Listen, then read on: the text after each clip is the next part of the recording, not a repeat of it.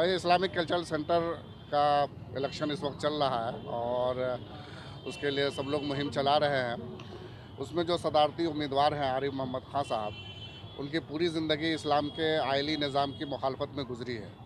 इसलिए मुस्लिम personal board किसी भी तौर पर बतौर सदर उनको कबूल नहीं करता है।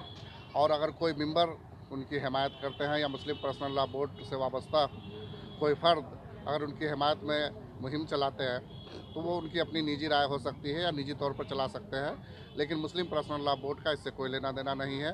जो आदमी ज़िंदगी भर मुस्लिम पर्सनल की मुखालफत की हो, भला बोर्ड उसकी हिमायत कैसे कर सकता है। आरिफ मोहम्मद खान का जो मुनाफिकाना किरदार रहा है वो आप सब पर शुरू ही से आया है और अच्छी तरह जानते हैं कि शाह बानों से लेकर के सायरा बानों तक उनका रोल क्या रहा है। अगर वो बोर्ड की मुखालफत करते तो किसी हद तक काबिल कबूल था, लेकिन वो इस्लाम के आइली निज़ाम की मुखालफत करते हैं, पूरे पर्सनल लॉ की मुखालफत करते हैं।